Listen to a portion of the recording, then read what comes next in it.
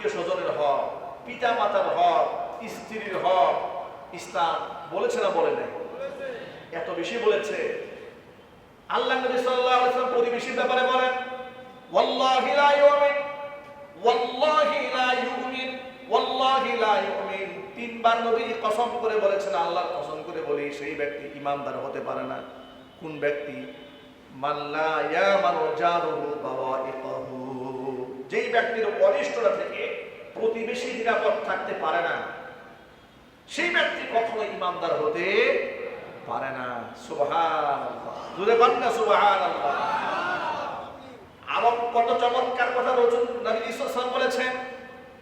হুজুর বলেন, লা ইলাহা ইল্লাল্লাহ ওয়াহদাহু লা শারীকা লাহু ওয়া নাশহাদু আন্না সাইয়্যিদানা ওয়া নাবিয়্যানা ওয়া হাবিবানা ওয়া শাফি'ানা ওয়া মাওলানা মুহাম্মাদান আবদুহু ওয়া রাসূলুহু الذي أرسله بالحق بشيرا ونذيرا وداعيا إلى الله بإذنه وسراجا منيرا أما بعد فأعوذ بالله من الشيطان الرجيم بسم الله الرحمن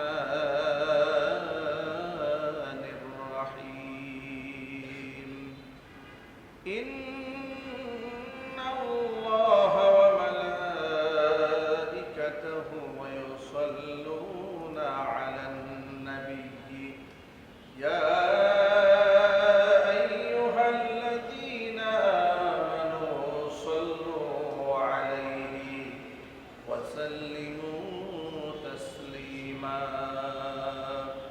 اللهم صل على محمد وعلى آل محمد كما صليت على إبراهيم وعلى آل إبراهيم إنك حميد مجيد اللهم بارك على محمد وعلى آل محمد كما باركت على إبراهيم وعلى آل إبراهيم إنك حميد مجيد মহান আল্লাহ রাব্বুল আলামিনের দরবারে আলিশানে লাখ কোটি শুকরিয়া আদায় করছি যে মহান আল্লাহ রাব্বুল আলামিন এমন প্রতিকূল আবহাওয়ার মধ্যেও যথা সময়ে তার ঘরে উপস্থিত হয়ে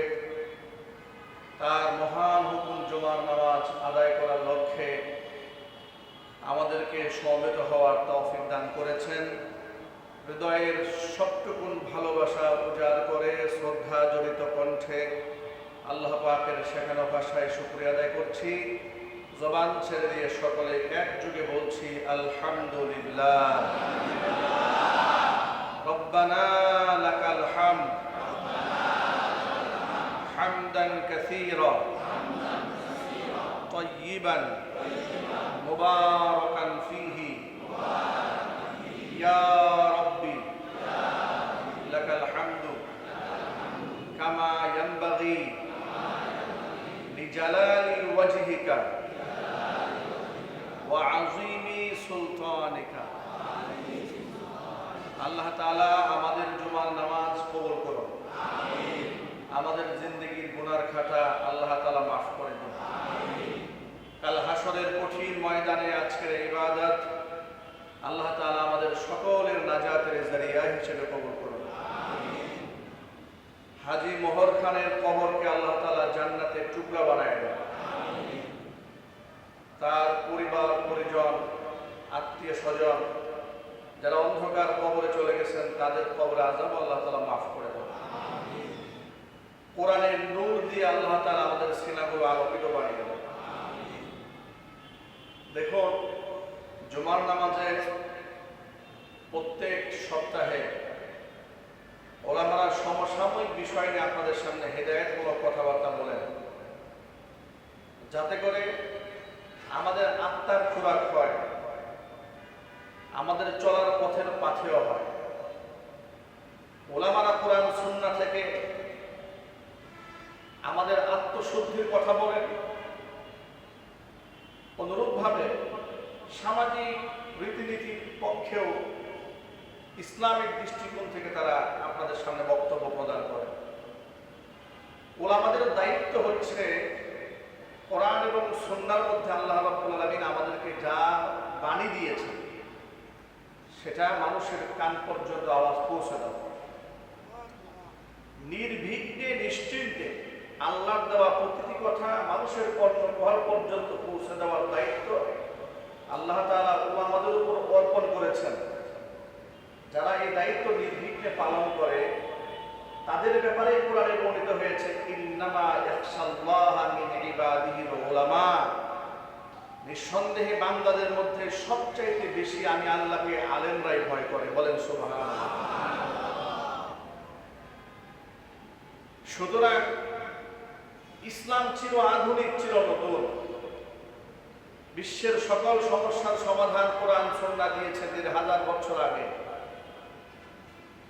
বর্তমান সমসাময়িক কয়েকটি বিষয় আমাদের চোখের সামনে ইতিমধ্যে ধরা পড়েছে। গোটা বাংলাদেশে একটি বিষয় নিয়ে বর্তমানে সবচেয়ে বেশি আলোচনা হচ্ছে। বাংলাদেশে জাতিসংঘের মানবাধিকার অফিস গঠন নিয়ে। ইতিপূর্বেও বাংলাদেশ বহুবার মানবিকভাবে বিধ্বস্ত হয়েছে, মানবাধিকার লঙ্ঘিত হয়েছে, এতে কোনো সন্দেহ নেই। আমার জানার খুব আগ্রহ ছিল, হঠাৎ করে মানবাধিকার এই কমিশনের, হাই কমিশনের অফিস বাংলাদেশে আসার কারণ কি হতে পারে। আমরা লক্ষ্য করে দেখেছি, যত জায়গা থেকে আমরা তথ্য উপাত্ত সংগ্রহ করেছি সব জায়গা থেকে জবাব এসেছে যে বাংলাদেশে বিচার বহির্ভূত হত্যাকাণ্ড ঘটেছে বহুবার। বিনা অপরাধে মানুষদেরকে হত্যা করা হয়েছে, গুম করা হয়েছে, খুন করা হয়েছে। রাজনৈতিক ভিন্ন মত থাকার কারণে তাদেরকে জেলখানায় আটকে রেখে নির্মমভাবে শহীদ করা হয়েছে। এমনকি দিনদার অসংখ্য মানুষদেরকে বিনা অপরাধে জঙ্গি নাটক সাজিয়ে সিনেমাটিক কায়দায় গ্রেফতার করে বছরের পর বছর আটকে রেখে নির্মম নির্যাতন চালিয়ে দুনিয়া থেকে বিদায় করা হয়েছে। ঠিক কিনা? এই জন্য জাতিসংঘ বাংলাদেশে মানবাধিকার পরিস্থিতি পর্যবেক্ষণের জন্য অফিস করার সিদ্ধান্ত গ্রহণ করেছে। স্বাভাবিক দৃষ্টিকোণ থেকে তো ভালোই মনে হচ্ছে যে মানবিক বিপর্যয় ঘটেছে, মানবাধিকার লঙ্ঘিত হচ্ছে, এটা যেন না হয়। আন্তর্জাতিক একটা সংস্থা আমাদের পর্যবেক্ষণ করলে অসুবিধা কোথায়? এটা স্বাভাবিক বা সাধারণ মানুষের মনোভাব। কিন্তু ইতিমধ্যে আপনারা লক্ষ্য করেছেন, বাংলাদেশের ইসলামপন্থী যতগুলো রাজনৈতিক দল আছে, এমনকি অনইসলামিক রাজনৈতিক যারা ব্যক্তিবর্গ রয়েছেন, তারাও অনেক ক্ষেত্রে এই মানবাধিকার, জাতিসংঘের মানবাধিকার কমিশনের অফিস যেন ঢাকাতে না হয়, বাংলাদেশে না হয়, এই ব্যাপারে তারা আন্দোলন করেছে। অনেকে আমার কাছে ব্যক্তিগত জানতে চেয়েছেন যে মানবাধিকার মানে কি। আমি বললাম মানুষের অধিকার, হিউম্যান রাইটস, মানুষের মানবিক অধিকার যেটা, এটাই বলতে হলো। এই অধিকারের রক্ষার জন্য কোনো অফিস আসলে অসুবিধা নেই, এটা ভালো দিক। আমি আপনাদের কাছে কয়েকটা পজিটিভ দিক উল্লেখ করব, এর সাথে সাথে কেন ওলামারা বাধা হয়ে দাঁড়িয়েছেন সেই বিষয়টি আপনাদের সামনে আমরা পরিষ্কার করবো। আমরা বলি ইনশাআল্লাহ। দেখুন, কোরআন শাশ্বত জীবন ব্যবস্থা। মানবাধিকার বলতে পৃথিবীবাসী কি বুঝে? মানবাধিকার বলতে জাতিসংঘ যা বুঝে, অনেক ক্ষেত্রে ইসলামের সাথে তার কন্ট্রাডিকশন রয়েছে। আপনারা বিগত স্বৈরাচারের আমলেও দেখেছেন, আমাদের বাংলাদেশ বাংলাদেশেও কিন্তু জাতীয় মানবাধিকার কমিশন আছে, আছে না? যদি বলুন আছে না? মানবাধিকার সংগঠন বাংলাদেশে রাষ্ট্রীয়ভাবে আছে না? আছে।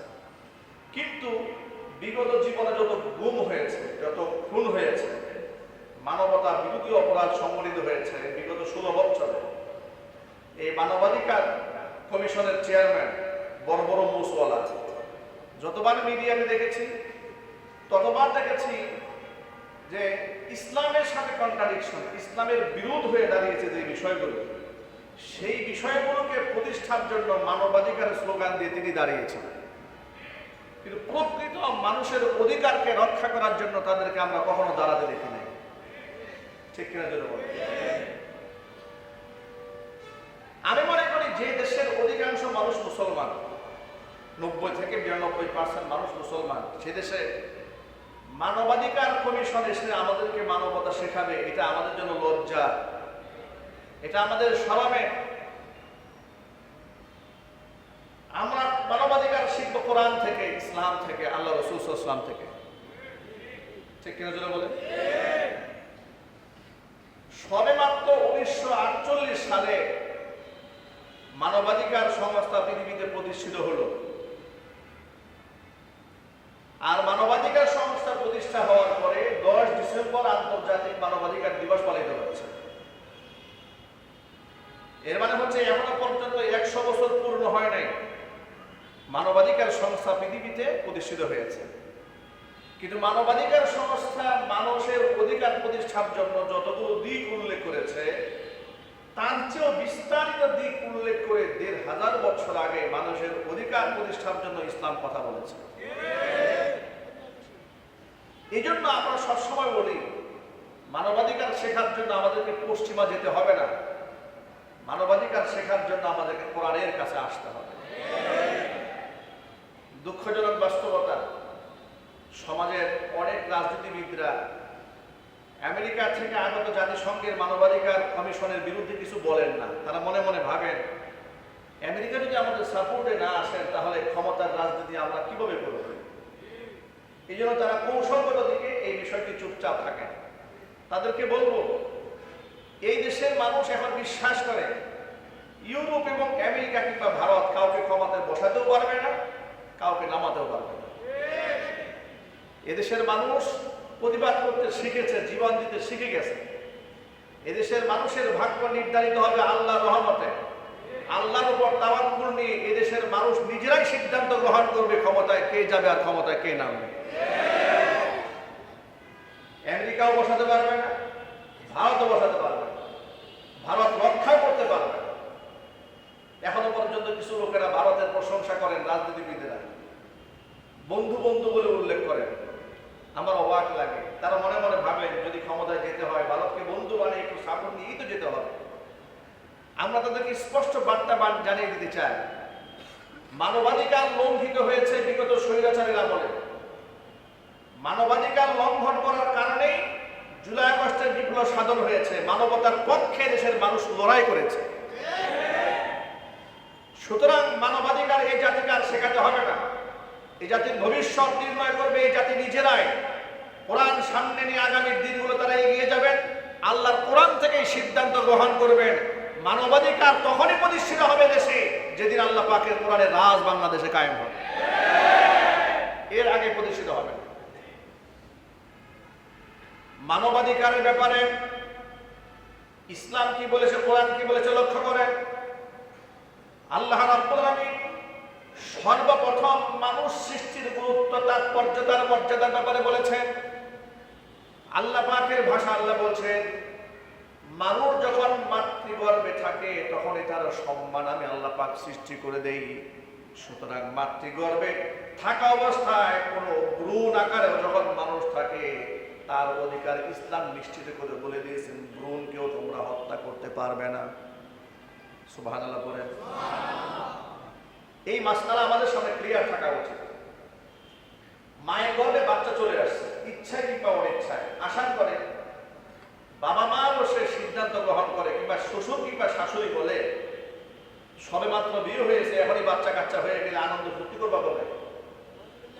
সুতরাং বাচ্চা গর্ভে চলে এসেছে, এটা ঔষধ দিয়ে কিংবা অ্যাবর্শন করে বাচ্চা ফেলে দাও। বাস্তবতা আছে না নাই? কিংবা এক বাচ্চার মা হয়েছে, 2 বছর 3 বছর পর বাচ্চা আরেকটা গর্ভে এসছে, বাবা মা বলে যে না এখনই আমাদের বাচ্চা নেওয়ার সময় হয় নাই, বাচ্চা চলে আসছে, 3 মাস হয়ে গেল, 3 মাস আর 4 মাস বুঝি না, অ্যাবর্শন করে ফেলে দাও। অসংখ্য বাচ্চাদেরকে অ্যাবর্শন করে হসপিটালে শিশুকালে বাচ্চাকে হত্যা করা হচ্ছে, কেচি দিয়ে তার হাড়গুলোগুলোকে টুকরা টুকরা করে বের করে আনা হচ্ছে।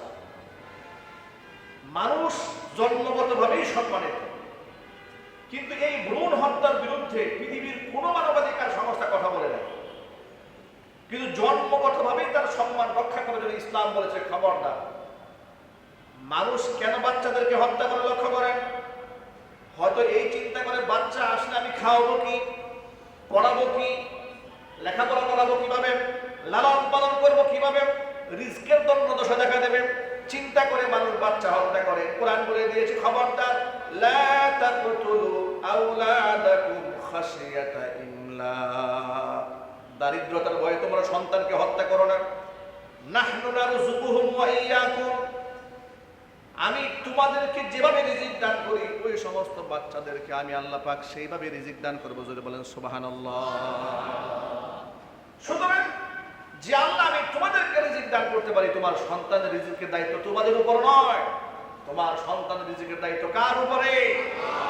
আল্লাহ পাকের উপরে। সুতরাং তোমরা দারিদ্রতার ভয়ে সন্তান হত্যা করো।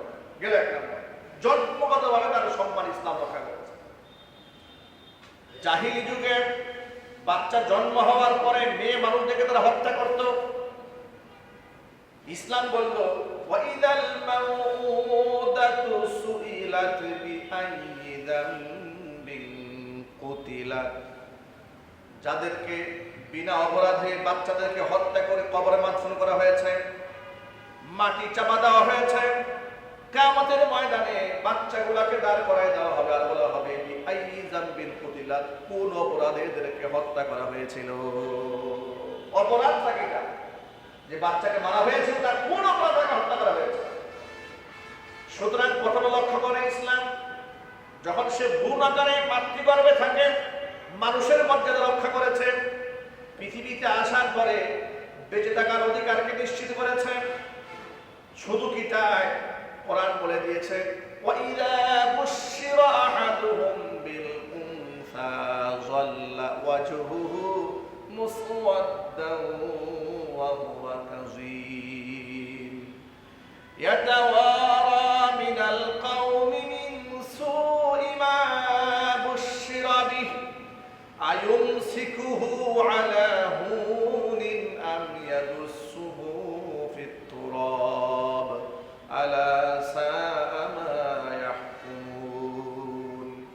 তাদেরকে যখন কন্যা সন্তানের সুসংবাদ দেওয়া হলো তোমার মেয়ে সন্তান হয়েছে, যাল্লা ওয়াজহুহু মুসওয়াদ্দান, তৎকালীন যুগের মানুষের চেহারা চিন্তায় কালো হয়ে যেত, পেরেশানিতে মনে মনে ভাবতো ইয়াতাওয়ারা মিনাল কওমি, আমি এলাকার মানুষদেরকে মুখ দেখাবো কি করে, এই চিন্তা করে তারা লজ্জায় এলাকার মানুষ থেকে মুখ দেখাতো না, আড়াল করে রাখতো মুখ মানুষদের থেকে। আর মনে মনে ভাবতো আয়ুমসিকুহু আলা হুনিন, লোকেরা বলবে তোর বিয়ে হয়েছে, তোর কপাল খারাপ। এই সমস্ত কথা শুনে লাঞ্ছনা গঞ্জনা বরদাস্ত করে আমার মেয়েটাকে কি আমি বাঁচায় রাখবো, আমি দুসসুহু ফিত তুরাব, নাকি মাটির নিচে পুঁতে ফেলবো। জোরে বলেন নাউজুবিল্লাহ। আল্লাহ বললেন আলা সাআ মা ইয়াহকুমুন, তাদের এই ফয়সালা কতটা নিকৃষ্ট ছিল। ইসলাম প্রমাণ করে দিল ভ্রূণ থাকা অবস্থায় মানুষের মর্যাদা রয়েছে, জন্ম হওয়ার পরে তার অধিকার নিশ্চিত হয়েছে। ছেলে হোক কিংবা মেয়ে হোক, উভয়ের মর্যাদা ইসলাম রক্ষা করে বলেছেন। এবং বাচ্চা দুনিয়াতে আসার পর তাকে যেন মা বুকের স্তন্যপান করে তার জীবনটা বাঁচায়, তার গুরুত্ব ইসলাম কোরআন দিয়ে দিয়েছে। কোরআন বলে দিয়েছে ওয়াল ওয়ালিদাতু ইউরদিনা আওলাদাহুন্না হাওলাইনি কামিলাইনি লিমান আরাদা আন ইউতিম্মার রাদা, নিশ্চয়ই অবশ্যই মেয়েরা তাদের সন্তানদেরকে পরিপূর্ণ 2 বছর দুগ্ধ দান করবে। যদি বলেন সুবহানাল্লাহ। বাচ্চাকে দুগ্ধ দুগ্ধ পানে এই বাচ্চাকে লালিত পালিত করতে হবে পূর্ণ 2টা বছর, হাওলাইনি কামিলাইন, মা তার সন্তানকে দুগ্ধ পান করাবে। সুবহানাল্লাহ বলবেন না? ইসলাম একদিকে শুরু থেকে ধারাবাহিকভাবে এভাবে একটা মানুষের মর্যাদাকে রক্ষা করেছে। ইসলাম বলেছে পৃথিবীতে আমার যত সৃষ্টিগুলো আছে সমস্ত সৃষ্টির মধ্যে তোমরা তো প্রশংসা করো চাঁদের, প্রশংসা করো তোমরা তারকার, প্রশংসা করো তোমরা বৃক্ষরাজি তরুলতার, ঝর্ণা, পাহাড়, পর্বতের। মনে রেখো পৃথিবীতে আমার যত সৃষ্টিগুলো আছে সমস্ত সৃষ্টিগুলোর মধ্যে সর্বশ্রেষ্ঠ সুন্দর করে আমি মানুষ সৃষ্টি করেছি। পৃথিবীতে মানুষ ফুলের প্রশংসা করে, চাঁদের প্রশংসা করে, পাহাড় এবং ঝর্ণার প্রশংসা করে। কোরআন বলছি লাকাদ খালাকাল ইনসানা ফি আহসানি তাকওয়িম। মানুষদেরকে দুনিয়ার মধ্যে যত সৃষ্টি আছে সমস্ত সৃষ্টির মধ্যে সবচেয়ে বেশি সুন্দর করে আমি আল্লাহ পাক তৈরি করেছি। যদি বলেন সুবহানাল্লাহ। শুধু সুন্দর করে বানিয়েছি তা নয়, হোক সে মুসলিমের ঘরে তার জন্ম কিংবা অমুসলিমের ঘরে জন্ম হোক না কেন, মানুষ হিসেবে তার সম্মানকে এভাবে রক্ষা করেছি। ওয়ালাকাদ কাররামনা বানি আদম ওয়া হামালনাহুম ফিল বাররি ওয়াল বাহরি ওয়া রাযাকনাহুম মিনাত তাইয়্যিবাতি ওয়া ফাদ্দালনাহুম আলা কাসীরিন মিম্মান খালাকনা তাফদীলা। সুবহানাল্লাহ। ওয়ালাকাদ কাররামনা বানি আদম, বনি আদমকে আমি সম্মান দিয়েছি, সৃষ্টির মধ্যে সবচেয়ে সম্মানিত করেছি। ওয়াফাদ্দালনাহুম আলা কাসীরিন মিম্মান খালাকনা তাফদীলা, আমি আমার সৃষ্টির মধ্যে সবচেয়ে বেশি সম্মানিত আমি মানুষকে বানিয়েছি। একদিক থেকে মানুষের ভ্রূণের মর্যাদা রক্ষা করেছে, জন্মগত অধিকার রক্ষা করেছে, নারী কিংবা পুরুষ হয়ে জন্মগ্রহণ করুক তার মর্যাদা রক্ষা করেছে, এমনকি তার বেঁচে থাকার অধিকারকে নিশ্চিত করা হয়েছে। মা যেন হাসি মুখে সন্তানকে দুগ্ধ পান করান। নবী করিম সাল্লাল্লাহু আলাইহি ওয়াসাল্লাম বলেছেন, একজন দুগ্ধপোষ্য সন্তান যখন তৃষ্ণায় চিৎকার দেয়, মা যখন তার 1 ফোঁটা দুধ বাচ্চার মুখে ঢেলে দেয়, ঢেলে দেওয়া মাত্র একটা মৃত্যুপথের যাত্রী ব্যক্তিকে বাঁচিয়ে দিলে যে সওয়াব হতো, 1 ফোঁটা দুধের বিনিময়ে মায়ের আমলনামায় আল্লাহ পাক সেই সওয়াব দান করে দেন। ইসলাম এভাবে মানবাধিকারকে রক্ষা করেছে গোটা পৃথিবীতে। যদি ইসলাম যারা পালন করে তাদের চাইতে মানবিক আর কেউ হতে পারে না। জোরে বলেন সুবহানাল্লাহ। ভাইরা আমার, এই দুনিয়ার মধ্যে পশ্চিমারা যখন মানবাধিকারের স্লোগান তুলল 1948 সালে, এই স্লোগানটা কেন তুলেছে লক্ষ্য করেন। ওরা যখন আল্লাহর দেওয়া জীবন বিধান থেকে মুখ ফিরিয়ে নিয়েছে, ব্যক্তিকেন্দ্রিক চিন্তা করেছে, বুদ্ধিভিত্তিক প্রচেষ্টা চালিয়েছে, তখন তার সমাজের মধ্যে গেছে নারী অধিকার লঙ্ঘিত হচ্ছে, পুরুষের অধিকার লঙ্ঘিত হচ্ছে, কৃষকের অধিকার লঙ্ঘিত হচ্ছে, শ্রমিকের অধিকার লঙ্ঘিত হচ্ছে। এই জন্য তারা মানবাধিকার দিবস বানিয়েছে, কিন্তু তারা মানবাধিকার বিষয়গুলোকে নির্ণয় করেছে বুদ্ধিভিত্তিক ভাবে। আর ইসলাম মানুষকে মানবাধিকার দিয়েছে আল্লাহর পক্ষ থেকে। যদি বলেন সুবহানাল্লাহ। মানুষের চিন্তার মধ্যে ভুল হতে পারে, কিন্তু আল্লাহর দেওয়া সিদ্ধান্তে কি ভুল হওয়ার কোনো সম্ভাবনা আছে? আরো জোরে বলুন। খুব সহজে বোঝার জন্য বলি, এটা একটা মাইক্রোফোন। এই মাইক্রোফোনে যদি কোনো প্রবলেম হয়, এটা কিভাবে, কতদিন, এর লংজিভিটি কতটুকু আছে, কতটুকু এটা লাস্টিং করবে, কিভাবে ইউজ করতে হবে, যিনি বানিয়েছেন তিনি ভালো বুঝবেন নাকি আমরা বাহির থেকে ভালো বুঝতে পারবো? নিঃসন্দেহে যিনি আবিষ্কার করেছেন তিনি ভালো বুঝেন। মানুষ সৃষ্টি করেছেন কে? আল্লাহ। আরো জোরে বলুন। সুতরাং মানুষের অধিকারের ব্যাপারে আল্লাহর চাইতে উত্তম সিদ্ধান্ত কি পৃথিবীতে আর কেউ দিতে পারে? পারবে না। এই জন্য পশ্চিমা দেশগুলোর মধ্যে মানবাধিকারের স্লোগান ওঠার পরেও তারা নিজেদের দেশে মানবাধিকার রক্ষা করতে পারে না। কথা ঠিক না? ঠিক জোরে বলে। পৃথিবীতে যতগুলো দেশে মানবাধিকার কমিশন গঠিত হয়েছে, কোথাও তারা মানবাধিকার প্রতিষ্ঠা করতে পারে না। ইসলাম যদি কোনো জায়গায় প্রতিষ্ঠিত হয়, সেখানে মানবাধিকার প্রতিষ্ঠিত হয়। তার উজ্জ্বল দৃষ্টান্ত বর্তমানে আফগানের মাটিতে তাকিয়ে দেখেন। সেখানে ইমারত আল ইসলামী আফগানিস্তান শরিয়া আইন কায়েম করার কারণে গোটা পৃথিবীর মধ্যে, গোটা বিশ্বের মধ্যে সবচেয়ে নিরাপদ ওই দেশটি হয়েছে যে দেশে ইসলাম প্রতিষ্ঠিত হয়েছে। আল্লাহু আকবার বলেন। কয়েকদিন আগে দেখেছি পত্রিকার রিপোর্টে, সেখানে বিগত 4 বছর হয়েছে, প্রায় 2020 সালে তো তার ক্ষমতায় এসেছে, প্রায় 5 বছর হতে চলল। এই 4-5 বছরের মধ্যে 2 থেকে 3 জন মানুষ রাস্তাঘাটে খুন হয়েছে, এমন ঘটনা তারা দেখতে পায় না। একটা নারী ধর্ষিতা হয়েছে তালিবান ক্ষমতা আসার পরে, এমন কোন ইতিহাস আফগানের বাড়িতে ঘটে নাই। আল্লাহু আকবার বলবেন না? সুবহানাল্লাহ বলেন। পলিথিনের মধ্যে ভরে বস্তা ভর্তি টাকা নিয়ে ওপেন রাস্তায় তারা হাঁটাচলা করে, ভয় নাই আমার টাকায় কেউ হাত দিবে, সাহস আফগানের বাড়িতে কারো নাই। আর আপনি পকেটে রাখবেন কেন? ব্যাংকে রাখবেন, ব্যাংকের স্বর্ণ তামা হয়ে যায়, রিজার্ভ ফাঁকি হয়ে থাকা হয়ে যায়। কথা বলে না কেন? ব্যাংক দেউলিয়া হয়ে যায়। সুতরাং পুঁজিবাদী অর্থ ব্যবস্থা মানুষকে চুর উপহার দিয়েছে, ডাকাত আর খুনি উপহার দিয়েছে, ধর্ষক লম্পট উপহার দিয়েছে। ইসলাম মানুষকে মানবাধিকার শিখিয়েছে। আমার প্রিয় যুবক ভাইরা, সুতরাং মানুষের অধিকার ইসলাম দিয়েছে, কোরআন বলে দিয়েছে, মানুষের সম্মান রয়েছে। ইসলাম এতই সম্মান দিয়েছে, নবী করিম সাল্লাল্লাহু আলাইহি ওয়াসাল্লাম বলেছেন, মান লা ইয়ারহামিন নাস লা ইয়ারহামুল্লাহ। যে ব্যক্তি মানুষের উপর রহম করে না, সেই ব্যক্তির উপর স্বয়ং আল্লাহ পাক নিজে রহম করেন না। আল্লাহ নবী আরেকটা হাদিসের মধ্যে বলেছেন, ওয়াল্লাহু ফি আউনিল আবদি মা কানাল আবদু ফি আউনি আখিহি।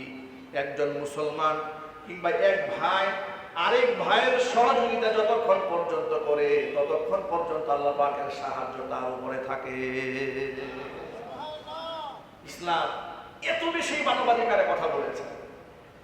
এই যে মানবাধিকারের মধ্যে আরেকটা বিষয় লক্ষ্য করেন, প্রতিবেশীর হক, আত্মীয় স্বজনের হক, পিতা মাতার হক, স্ত্রীর হক ইসলাম বলেছে না বলে নাই?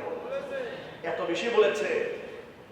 আল্লাহ নবী সাল্লাল্লাহু আলাইহি ওয়াসাল্লাম প্রতিবেশীর ব্যাপারে বলেন, ওয়াল্লাহি লা ইউমিন, ওয়াল্লাহি লা ইউমিন, ওয়াল্লাহি লা ইউমিন। 3 বার নবী কসম করে বলেছেন, আল্লাহর কসম করে বলি, সেই ব্যক্তি ঈমানদার হতে পারে না। কোন ব্যক্তি? মান লা ইয়ামানু জারুহু বাওয়াইকাহু। যেই ব্যক্তির অনিষ্টতা থেকে প্রতিবেশী নিরাপদ থাকতে পারে না, সেই ব্যক্তি কখনো ঈমানদার হতে পারে না। সুবহানাল্লাহ, জোরে বলেন না সুবহানাল্লাহ। আরো কত চমৎকার কথা রাসূল নবী সাল্লাল্লাহু আলাইহি ওয়াসাল্লাম বলেছেন। হযরত বলেন,